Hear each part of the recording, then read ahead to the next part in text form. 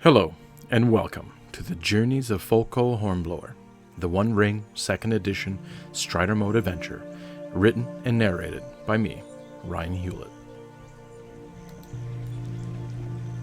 The Book of Eradan, Chapter 1.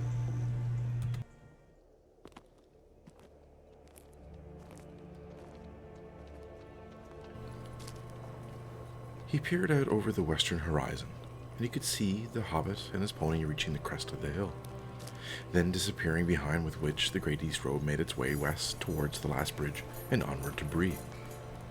Eradan now turned his head down and towards whatever remained of the dwarven merchants, and crouching down, felt the dirt with his hands. The cold of the previous night now made the ground impossible to dig quickly and easily, especially if the small trowel he had on his horse. Nodding his head, he stood up, went to his horse, who now was quietly standing, tied to a tree, eating some of the grasses nearby. Eradan grabbed his hatchet and proceeded to cut some trees and place them in a large circular pile. Most of the day was spent gathering the wood for the pyre, and once complete, he placed the bodies on top and proceeded to light the wood on all sides. The fire roared high and hot in the clearing, Eradan standing back and watching from a distance. The fire raged for hours, but Eradan stood like a sentry on guard throughout. As the last of the wood smoldered, the ground now warmed and loosed by the intense heat of the fire, he grabbed his trowel and proceeded to bury the ashes. Midnight it was when he was finished, and he set a small camp not far off. The night passed without incident, and after some of his prepared deer from his hunt earlier and a drink from his waterskin, Eradan went back up to the troll hole. The troll's body remained where it was, but Eradan noticed some of the carrion eaters had already taken some of the meat off of it. The body was large for him to move, and it was best to let the wild reclaim it and do with it what it will. As for the hole, however, Eradan would make sure to make it hard for another troll, or anything else, to make its lair here. With what he had found available around the hole, and some work breaking some of the rock that was cracked along the walls and edges of the exposed bedrock, he wedged both rock and wood into the hole. And after 3 days and nights, he succeeded in closing, hopefully enough to deter anyone or anything to remove the wedged rock and other debris. Eradan's camp was away from the mound where the dwarves and ashes lay, and away from the rotting carcass of the troll. The small fire he had lit to stay warm filled the small hole made by an overhanging rock across one of the walls of bedrock that broke through. He stared into the fire, watching the flame weave back and forth and reach out at times toward the rock ceiling.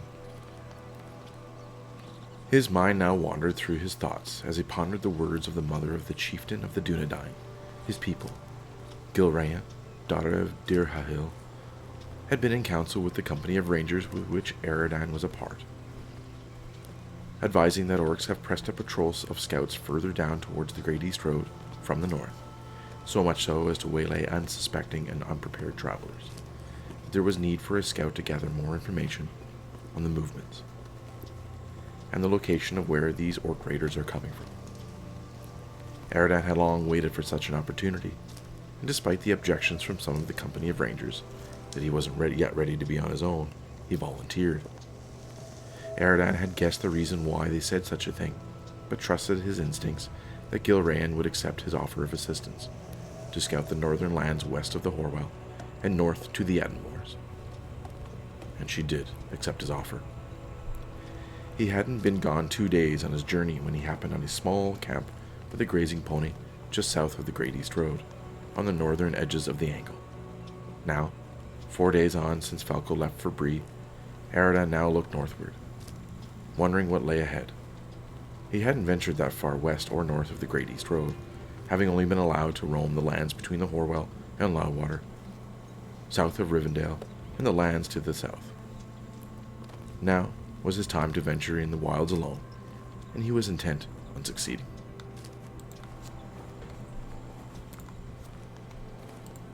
The morning was dull. A slight fog rolled in from the north and blanketed the trollshaws with a grey dreariness. Eradan had been used to such weather, and preparing his horse and securing his gear and provisions, he he proceeded down to the Great East Road and rode west to the last bridge. Eradan had expected no traffic on the Great East Road, especially at this time of the year. He was pleasantly surprised that he had met Folco when he did, as the first snow of winter was soon at hand. Eradan wagered he'd be seeing his first sign of winter in the coming days as he rode north along the Horwell, on its western bank, as he made his way towards the Ettenmoors. He was prepared, as all rangers are, for the wilds. He had just hoped he was prepared enough. Crossing at the last bridge, he turned north and pressed on high up in the valley's edge overlooking the river. Taking little time to rest, he guided his steed over the many hills and growths of trees that covered the landscape. The old realm of Rudar was a foreboding place. The clouds now hung low, and on the summit of one of the hills Eradan could see the thick blanket of fog, covering most, if not all, of the way northward. Eradan's face showed no sign of despair, however, and clicking his tongue, he pressed his horse to move forward. The fog was much denser than Eradan had hoped, and he soon found himself directionless as he traversed back and forth and around countless growths of the dark and crooked trees that made it impossible to drive his horse through. He stopped to rest and regain his bearings, hoping for any breaking of the thick fog to see the sky, the sun of the day, or the stars during the night.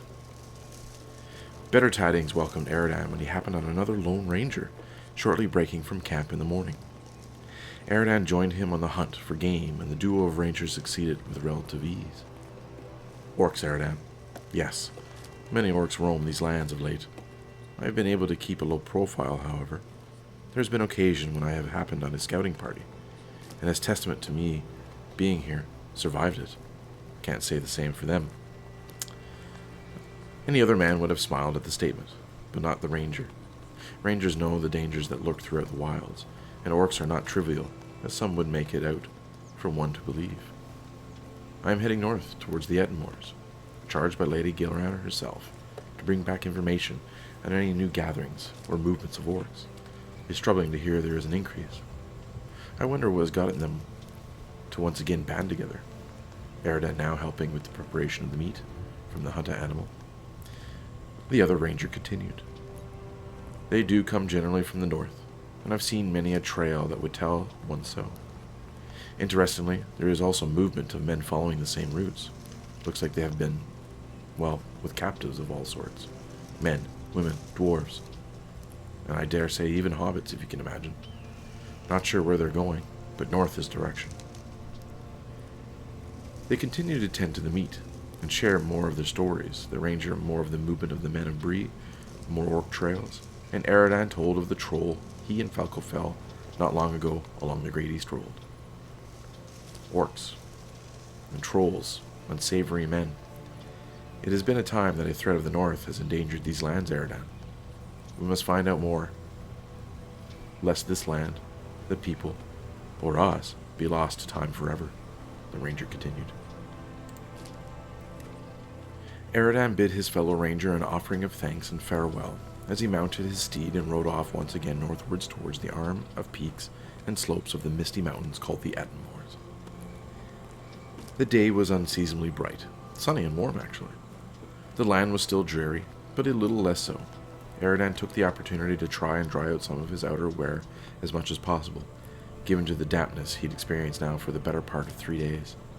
Unfortunately, despite the clear view unhindered skies, he still made no further away towards the North Mountains than normal. The next day resumed the common pattern of weather and field that Rudar was known for: cold, dreary, and dark, and poor visibility due to the low-hanging clouds and thick fogs. Eradan pressed on, however, more sure of his purpose than ever before. If he didn't succeed in bringing back information, who would? He couldn't let the others think he wasn't fit for such a task as this. Any respectable ranger was expected to be on his own, long alone in the wilds for weeks, if not months at a time. This was his chance to prove his worth, his skill, his valor. 5 days and close to 100 miles passed of rocky rolling hills of moors, dotted with ruins of the old Dunedain kingdom of Arnor, and more specifically of Rudar. When, whether by fate or by design, Eradan happened once again on a lone traveler, this time an elf out of Rivendell. sent by Lord Elrond to scout the far north past. The elf followed the trails of a band of orcs past the headwaters of the Horwell to here. There have been many orcs as of late, and Lord Elrond is pressed for more information. It has been a time since these many orcs have been seen so far south of the mountains. We are troubled to find out where they lurk, but the trail seems to lead north, possibly to Mount Graham, or beyond, said Daron. Eradan had kept looking northward while the elf spoke. I was headed this way, first under advisement by Lady Gilraen, and then on a voice of concern from a fellow ranger I met a few days past. More orcs pressed further south to the road, even as far as near Amon Sul. Mount Graham seems the most likely of spots for sure. I agree. I dare shudder at the possibility of them coming from further north. Let us hope that is not the case. Daron nodded in agreement. After a light rest and sharing of food, the two departed ways. Daron taking what was told of him by Eradan, heading eastward towards the Horwell. Eradan pressed further northward towards Mount Graham. The moorlands that made up the foothills of the Ettenmoors was now more thickly covered with a dense fog than the Eradan had experienced so far. Fortunately, the trails left by many of the orcs marching throughout were easy enough to follow, and considering their bearings, led to the direction of Mount Graham. The peaks of Ettenmoors broke through the low clouds that clung to the dark, craggy and menacing-looking mountains. Every ranger yet to go out in the wilds alone were advised to stay clear of the Ettenmoors, unless the need warranted such a venture. Eradan, charged by Gilraen herself to find out as much as he could of the movement of the orcs, thought the need warranted such a dangerous exploration into these mountains. If there is a resurgence of building of orc horde, it must be found sooner rather than late. Now heading northwest along the south flank of the Ettenmoors, Eradan stopped his mount, and now gazed upon the ghastly, steep, and darkened peak that rose to the sky above all the other crags of the mountain range. Like a menacing, great-sized horn of a raging beast, the peak stood like a beacon of ill will to the world. Eradan knew this could only be the mountain called Graham. But it was still a trek and a climb up and over the rocky outcrops and mounds of fallen rock to get to its base. The weather held up for so far until now, where a blanket of darkened, gray clouds now sweeping over the range. Eradan tightened up his cloak around him and fixed his hood, keeping whatever cold out as much as possible. Sure enough, a cold rain mixed with snow started to rain down, making the path slippery and that much more treacherous. Through it all, however, Eradan now saw a mixture of orcish, but also tracks more akin to men, dwarves, and even the telltale sign of hobbit feet. Curious, he dismounted off his horse, and grabbing his sword, bow, and his quiver, and guiding his mount away from the current trail he was on. Hopefully his steed would be there when he returned, wherever there was. Now back on the trail he followed, keeping his profile quiet and low. The low visibility, constant falling of the rain and now snow, made it nigh impossible to gauge if he was still on the trail. Up and over, down and around he followed, spending the better part of whatever daylight he had left keeping to what he thought was the trail. A sense of disorientation, despair, now passed over him, as a realization of him being lost came across his mind. The seemingly cold and dark shadow that blanketed the mountains now seemed to envelop him, and deep into his soul, he hardly could shake it off. He pressed on, however, keeping on the move. The sun set now down behind some of the crags now to the west. Eradan trekked through deep cracks with rocks of the mountainside, up and over the rock debris from old and more recent falls. Cresting over a large boulder, just off the path, he spotted something unexpected. Within a relatively flat clearing below, surrounded by a natural rock wall, were pitched 6 small canvas tents with one larger tent to the far end. Eradan crouched low and against the rock, careful not to disturb any loose rock that may fall down the walls towards the clearing, alerting anyone in the camp of his presence. As he crawled closer, he was able to garner a better view of the scene. A large wooden pole, seemingly from a cut-down tree, had been driven down hard into the rock crevice in the middle of the encampment. where then a handful of men, women, dwarves, and hobbits had been chained up in all various states of postures and liveliness. A large fire was burning off to the side, closer to the large tent, and standing around it were 3 men. Eradan dared not move and waited, watching the comings and goings of the 3. The larger, sturdier-looking man retired into the large tent shortly after, and others now taking turns keeping an eye to the fire and to the captive prisoners. Eradan watched for hours, making no movement. Suddenly, a large groaning sound came from under and below where Eradan was perched, overlooking the encampment. The sound now getting louder and louder, Eradan crawled up a bit further to get a better look. But suddenly and without warning, a number of rocks now broke free from just under him, now crashing and falling down into the clearing. The groaning now grew loud, and Eradan recognized it for what it was, a troll, a cave troll to be exact. It now lumbered out and stopped, the rocks now crashing down and falling on top of it. It seemed to Eradan to be unfazed by it. The lone man near the fire now walked over behind the tents to where the troll now stood. The cave troll looked around and sniffed back and forth. Moog smell fresh meat. Is any for Moog? The cave troll now shouted out, its voice echoing throughout against the rock. Of course not. They're for the trade, you know that. All you get to do is guard them for the rest of the night, and keep that fire going this time, the man now said harshly to the troll. The troll made a loud sound, while the lone man retreated into one of the tents. The large cave troll slumbered over to the chained-up prisoners, all of them now looking extremely afraid and wary. What do you have? Men, women, dwarves, and children? Oh, good. Maybe Moog just have one for a snack. No one will miss. The troll now salivating from his open mouth. Hey! Shouted the man previously, now peering out from behind the tent. No eating the prisoners, especially the halflings. You remember the deal. The man now closed off the tent opening, Eradan hearing muffled curses from within. Deal. Right. Moog remembers. But they look some tasty to Moog. Now the troll was poking at one of the hobbits. The hobbit now trying to, at best, they could move out of the way. The others stared and watched in silence, whether in terror or to not anger the troll. The troll now went and stood by the fire, throwing in a large log on top of it. Moog is hungry. Time to eat. The troll now sniffed and walked over to one of the tents, sticking his head in. Its arms followed, and after a short moment, it pulled out a large slab of meat. Eradan unsure what it was from. Tasty pony. Moog like pony. It set up now near the fire, and skewing the meat with a large stick, he cooked it over the open fire, now burning high and bright. Eradan pondered his next moves. No way he was dealing with the likes of Troll and 3 men alone. Sure, he could take on the 3 men alone himself, he thought, but the Troll would prove too difficult alone, let alone with 3 others. He needed the Troll gone, and morning would be best before he would make his move to try and free the prisoners, and hopefully bring them out to safety. He now shut his eyes and rested as best he could, having trained himself for years to sleep as lightly as possible, just at the cusp of consciousness, ready at a moment's notice if danger lurked nearby.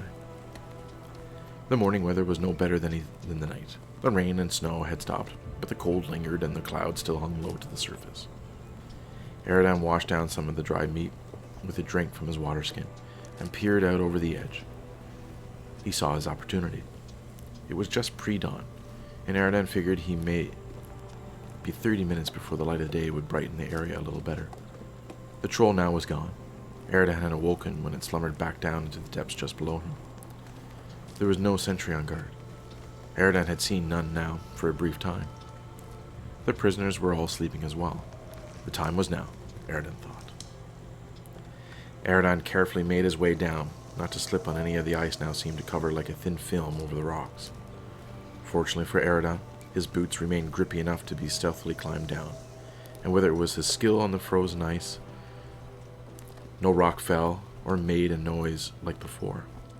The camp was eerily quiet, with even the fire now essentially out, save for some smoldering of embers. Reaching the chained-up prisoners, he carefully and quietly awoke each, motioning them to stay silent as he did so. One by one they awoke, wide-eyed at the surprise of seeing someone other than the bandits and, of course, the troll. All awake, Eradan motioned to them with the hand gestures to follow the route back up and out of the encampment, as quietly as possible, after he sets them free. They all nodded in agreement, understanding the command.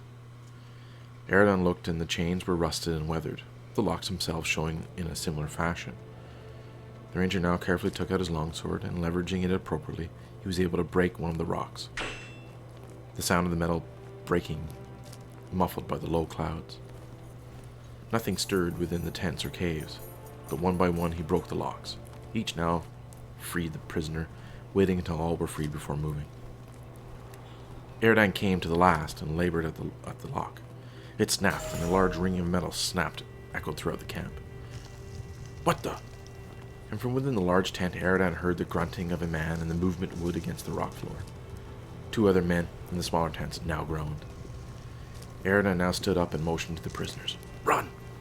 As he now took the stand, sword at the ready. The canvas flap at the large tent now swung open. Then the 2 smaller ones followed suit. Standing were 2 wiry men brandishing what appeared to be cudgels, wearing under their fur coats some form of leather. The middle man, taller, stockier, displaying a vivid scar from a burn, his only expression was that of a complete anger. Get him! Now ordering the others, as he pointed the head of the spear at Eradan. Eradan smirked, but then showed a more stern, calculated face. Having his sword up and high, keeping his leg back and ready for any oncoming attack from the bandits. He would strike hard and fast to the first to come, hoping to take them out and be left with 2, then engaging with the second before the dueling with the spear-wielding man, what Eradan assumed was the ringleader. The first of the bandits screamed and came to Eradan. Eradan's high stance provided him with the perfect position to come down hard and fast on the oncoming bandit, cleaving deep into his upper torso, breaking the bandit's clavicle and upper ribs, its body falling limp with a thud into the ground. Eradan lifted the blade back and up with a quick move across his chest, and parried the second bandit's attempt to bash him with the cudgel. Eradan felt a sharp and deep stabbing pain, however, deep into his exposed side, not having noticed the bandit leader closing the gap and spearing Eradan. Eradan let out a grunt of pain and shifted his stance now back and more guarded. The bandit, now holding the cudgel, swung the weapon down again, attempting to hit Eradan's head, Eradan weaving back into the side in response. Eradan attempted to capitalize on the bandit's unbalanced stance and swung the edge of the longsword against him, but whatever leather shirt the bandit wore took the brunt of the blow.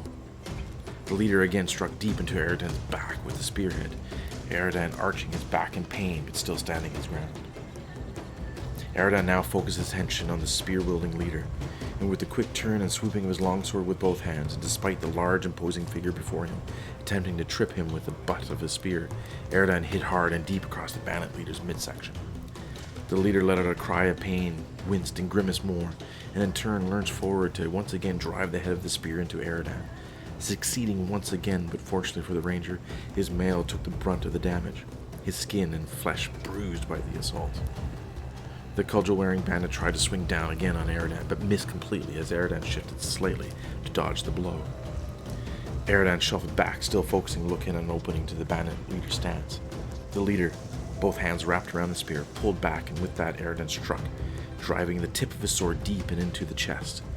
The bandit leader arched his back in severe pain, unable to scream in pain, as the air in his lungs were blown clear from the long sword of Eradan's attack. As quickly Eradan impaled the now dead man, he quickly pulled the sword out, and now was solely focused on the remaining bandit. The man dropped his cudgel, and kneeling before Eradan, raised his hands in surrender. Please, no, I was a prisoner, like them. Pointing off now to the handful of dwarves, men and women, and hobbits now climbing the rock walls surrounding the bandit camp. A large growl came from within the rock of the tunnel leading to the hole of the cave troll. Outnumbered, Moog, now visibly anchored. Who goes there? And seeing Eradan with the bandit now in surrendering position before him, and the prisoners all fleeing on the rock wall, the troll stomped towards the ranger. Boom. Here, Eradan tried to remember his name, then it came to him. Moog, Take this intruder and do with it what you will. I will go and reclaim our prisoners. Moog the troll now stopped, and a look of bewilderment came over him. Who? Wait. You're not Oswald. His look of bewilderment quickly again changed to one of muted anger. Oswald, that fool. He couldn't defend a stack of hay. Look at him. Eradan now motioned over to the bandit's body. See? Weak he was. I was sent to replace him. And then we were ambushed by these two. Eradan now motioned to the other, now motionless bandits. The other bandit now yelled out towards the troll. Moog! He's lying! He ambushed it! And before he could finish, Eradan swiftly punched the bandit, blood and teeth now flying out of his mouth. Shut up, you insolent roach! Moog, isn't that dumb? Now looking over at the troll. Moog is not dumb. Moog's smart. Now looking angrily at the bandit. Moog, listen to new leader. Moog, take intruder. Eradan stood firm as Moog came and stomped closer, bending down and grabbed the bandit by his left foot. Stop, Moog, stop! He's lying! He's the intruder! He killed Oswald! Pleaded the bandit to the troll, now dragging him towards the hole. Moog not fall for lies. Moog take care of intruder. Moog the troll now ducking his head under the rock ceiling of the tunnel and into the darkness, the screams of the bandit echoing throughout. Eradan let out a sigh of relief, but now a feeling of regret as he looked around and at his hands. They were trembling, bloodied, and cold. He looked around at the two now dead bodies of the bandit leader, Oswald, who now knew, and the other. It was the first time he killed a man, let alone two.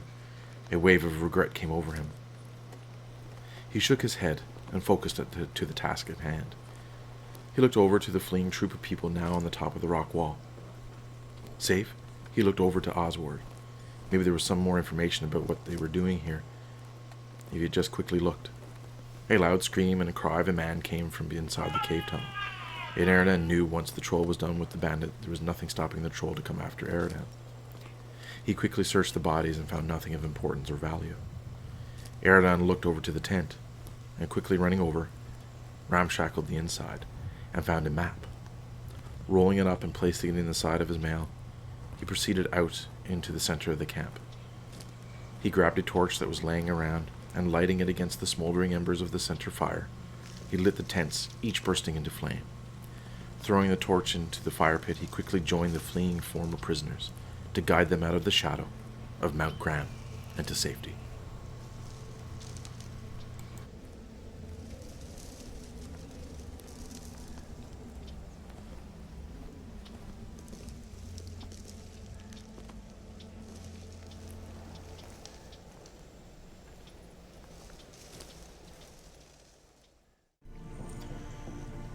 We will continue the journeys of Folco and Hornblower next time. If you like the story and the content I'm creating, please like, comment, share, and subscribe. Also, check out my other videos called Riddles in the Dark, where I attempt to review and describe the rules of the One Ring RPG for new and experienced players alike. And check out my Substack, a companion to this YouTube channel, where I'll be posting various behind-the-scenes information about the campaign, session notes, and other items related to the game. You can find the link in the video description below. Thank you for watching. Cheers.